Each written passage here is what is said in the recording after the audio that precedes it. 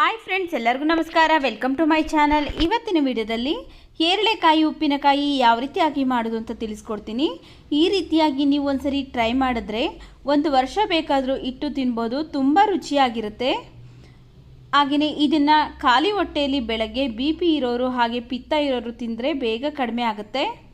ನೋಡಿ, ಇಲ್ಲಿ ನಾನು ಒಂದು 6 ಹೇರಳೆಕಾಯಿನ ನೀಟಾಗಿ ವಾಶ್ ಮಾಡಿ ಅದರಲ್ಲಿ ತೇವಾಂಶ ಇಲ್ಲದೆ ಇರೋ ಥರ ಬಟ್ಟೆಯಿಂದ ಒರೆಸಿ ಈ ರೀತಿ ಸಣ್ಣದಾಗಿ ಪೀಸಸ್ ಆಗಿ ಕಟ್ ಮಾಡಿ ಇಟ್ಕೊಂಡಿದ್ದೀನಿ. ನೋಡಿ, ಇದ್ರ ಬೀಜನೂ ತೆಗೆದಿದ್ದೀನಿ. ಕೆಲವೊಬ್ಬೊಬ್ಬರು ಬೀಜ ಬಳಸ್ತಾರೆ, ನಾನು ಇಲ್ಲಿ ಬೀಜ ಬಳಸ್ತಾ ಇಲ್ಲ. ಸ್ವಲ್ಪ ಕಹಿ ಬಂದುಬಿಡುತ್ತೆ ಅಂತ, ಮಕ್ಕಳೆಲ್ಲ ತಿನ್ನಬೇಕಾದ್ರೆ ಕಹಿ ಇದ್ದರೆ ತಿನ್ನೋದಿಲ್ಲ ಅಂತ ತೆಗೆದಿದ್ದೀನಿ. ಬೇಕು ಅಂದರೆ ನೀವು ತೆಗೆದುಕೋಬೋದು, ಬೇಡ ಅಂದರೆ ಹಾಗೆಯೇ ಹಾಕ್ಕೊಳ್ಬೋದು. ಇಲ್ಲಿ ಒಂದು ಪ್ಲಾಸ್ಟಿಕ್ ಬಾಕ್ಸ್ಗೆ ನಾವು ಕಟ್ ಮಾಡಿರುವಂತಹ ಹೇರಳೆಕಾಯಿನೆಲ್ಲ ಹಾಕ್ಕೊಳ್ತಾ ಇದ್ದೀನಿ. ನಿಮ್ಮ ಹತ್ರ ಗಾಜಿನ ಜಾಡಿ ಅಥವಾ ಉಪ್ಪಿನಕಾಯಿ ಜಾಡಿ ಇದ್ದರೆ ಅದಕ್ಕೆ ಹಾಕ್ಕೊಳ್ಬೋದು. ನನ್ನ ಹತ್ರ ಉಪ್ಪಿನಕಾಯಿ ಜಾಡಿ ಇಲ್ಲ, ಅದಕ್ಕೆ ಪ್ಲಾಸ್ಟಿಕ್ ಬಾಕ್ಸಲ್ಲಿ ಹಾಕ್ಕೊಳ್ತಾ ಇದ್ದೀನಿ. ಹಾಗೆಯೇ ಒಂದು ಅರ್ಧ ಕಪ್ ಆಗೋಷ್ಟು ಪುಡಿ ಉಪ್ಪು ಹಾಕ್ಕೊಂಡು ಚೆನ್ನಾಗಿ ಮಿಕ್ಸ್ ಮಾಡ್ತಾ ಇದ್ದೀನಿ. ನೋಡ್ಕೊಳ್ಳಿ, ನಿಮಗೆ ಉಪ್ಪು ಎಷ್ಟು ಬೇಕಾಗುತ್ತಲ್ಲ ಅಷ್ಟು ಉಪ್ಪನ್ನ ಹಾಕ್ಕೊಳ್ಳಿ. ನಾವು ಫಸ್ಟೇ ಈ ರೀತಿ ಉಪ್ಪಿನಲ್ಲಿ ನೆನೆಸ್ಬಿಟ್ಟು ಮಾಡ್ಬೋದು, ಇಲ್ಲಾಂದರೆ ಡೈರೆಕ್ಟಾಗಿ ಮಾಡ್ಬೋದು. ಈ ರೀತಿ ಉಪ್ಪಿನಲ್ಲಿ ನೆನೆಸಿ ಮಾಡೋದ್ರಿಂದ ಅದು ಸಿಪ್ಪೆ ಎಲ್ಲ ಚೆನ್ನಾಗಿ ಸಾಫ್ಟ್ ಆಗುತ್ತೆ, ಬೇಗ ಹಣ್ಣಾಗುತ್ತೆ ಅಂತ. ನೋಡಿ, ಈಗ ಚೆನ್ನಾಗಿ ಮಿಕ್ಸ್ ಮಾಡಿ ಲಿಡ್ನ ಕ್ಲೋಸ್ ಮಾಡಿ 3 ದಿವಸ ಬಿಟ್ಬಿಡಬೇಕು. ಮಧ್ಯೆ ಮಧ್ಯೆ ತಿರುಗಿಸ್ತಾ ಇರಬೇಕು. ನೋಡಿ, ಇಲ್ಲಿ 3 ದಿವಸ ಆದಮೇಲೆ ನಾನು ತೋರಿಸ್ತಾ ಇದ್ದೀನಿ.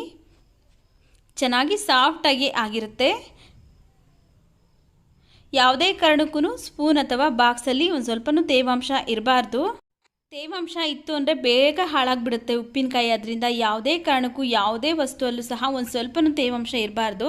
ನೋಡಿ, ಈ ರೀತಿಯಾಗಿ ಒಂದು ಬಟ್ಲಿಗೆ ಹಾಕ್ಕೊಳ್ತಾ ಇದ್ದೀನಿ ಹೇರಳೆಕಾಯಿ ಪೀಸಸ್ನೆಲ್ಲ. ಉಪ್ಪಿನಕಾಯಿಗೆ ಈಗ ಒಂದು ಪೌಡ್ರ್ ರೆಡಿ ಮಾಡ್ಕೊಳ್ಬೇಕು. ಅದಕ್ಕೋಸ್ಕರ ಒಂದು ಪ್ಯಾನ್ ಬಿಸಿಗಿಟ್ಟು ಅದಕ್ಕೆ ನಾನು 1 ಟೇಬಲ್ ಸ್ಪೂನ್ ಆಗೋಷ್ಟು ಸಾಸಿವೆ, ಒಂದು ಅರ್ಧ ಟೀ ಸ್ಪೂನ್ ಆಗೋಷ್ಟು ಮೆಂತ್ಯ, 1 ಟೇಬಲ್ ಸ್ಪೂನ್ ಆಗೋಷ್ಟು ಜೀರಿಗೆ ಹಾಕ್ಕೊಂಡು ಎಣ್ಣೆ ಏನು ಹಾಕದಿರ ಡ್ರೈ ರೋಸ್ಟ್ ಮಾಡ್ಕೊಳ್ಬೇಕು.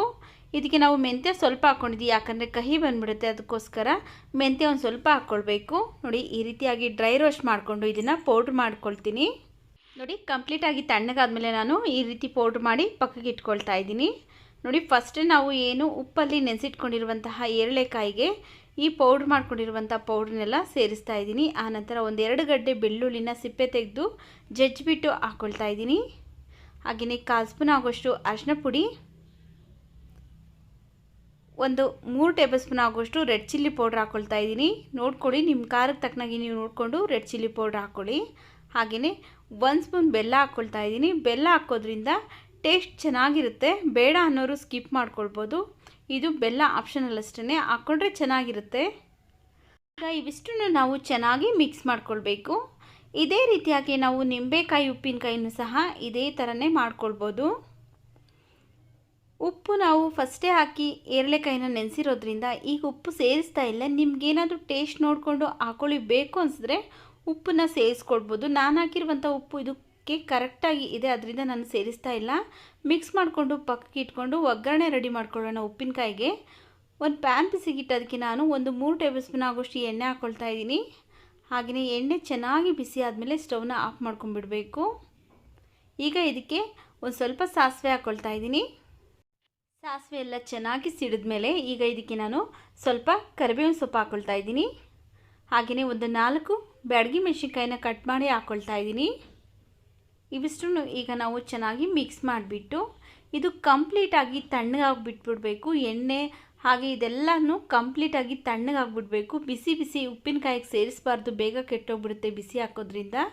ನೋಡಿ, ಇಲ್ಲಿ ಕಂಪ್ಲೀಟಾಗಿ ತಣ್ಣಗಾದ್ಮೇಲೆ ಈಗ ನಾವು ಮಾಡಿಟ್ಕೊಂಡಿರುವಂಥ ಉಪ್ಪಿನಕಾಯಿಗೆ ಈ ಒಗ್ಗರಣೆನ ಸೇರಿಸಬೇಕು. ನೋಡಿ, ಈಗ ಒಗ್ಗರಣೆ ಎಲ್ಲ ಚೆನ್ನಾಗಿ ಮಿಕ್ಸ್ ಆಗೋ ಥರ ಚೆನ್ನಾಗಿ ಮಿಕ್ಸ್ ಮಾಡ್ಕೊಳ್ತಾ ಇದ್ದೀನಿ. ಯಾವುದೇ ಕಾರಣಕ್ಕೂ ನೀರನ್ನು ಮಾತ್ರ ಟಚ್ ಮಾಡಬಾರ್ದು. ನೀರು ಟಚ್ ಮಾಡ್ತೀರಾ ಹಾಗೆಯೇ ತೇವಾಂಶ ಇಲ್ಲದಿರುವಂಥ ಬಾಕ್ಸಲ್ಲಿ ತುಂಬಿಟ್ಟು ನಾವು 1 ವರ್ಷ ಬೇಕಾದರೂ ಯೂಸ್ ಮಾಡ್ಕೊಳ್ಬೋದು. ಈಗ ಚೆನ್ನಾಗಿ ಮಿಕ್ಸ್ ಆಗಿದೆ. ಇದನ್ನು ನಾವು ಈಗ ಉಪ್ಪಿನಕಾಯಿ ಜಾಡಿ ಅಥವಾ ಪ್ಲಾಸ್ಟಿಕ್ ಬಾಕ್ಸು ಇಲ್ಲ ಗ್ಲಾಸ್ ಜಾರಲ್ಲಿ ತುಂಬಿಟ್ಟು ನಾವು 1 ವರ್ಷ ಬೇಕಾದ್ರೂ ಸ್ಟೋರ್ ಮಾಡಿಕೊಂಡು ಊಟದ ಜೊತೆಗೆ ಸರ್ವ್ ಮಾಡ್ಕೊಂಡು ತಿನ್ಬೋದು. ಈ ವಿಡಿಯೋ ಇಷ್ಟ ಆಗಿದರೆ ವಿಡಿಯೋಗೊಂದು ಲೈಕ್ ಮಾಡಿ, ಈ ವಿಡಿಯೋವನ್ನು ನಿಮ್ಮ ಫ್ಯಾಮಿಲಿ ಫ್ರೆಂಡ್ಸ್ಗೆ ಶೇರ್ ಮಾಡಿ. ನಮ್ಮ ಚಾನಲ್ಗೆ ನೀವು ಇನ್ನೂ ಸಬ್ಸ್ಕ್ರೈಬ್ ಮಾಡ್ಕೊಂಡಿಲ್ಲ ಅಂದರೆ ಪ್ಲೀಸ್ ಸಬ್ಸ್ಕ್ರೈಬ್ ಮಾಡಿಕೊಂಡು ಸಪೋರ್ಟ್ ಮಾಡಿ.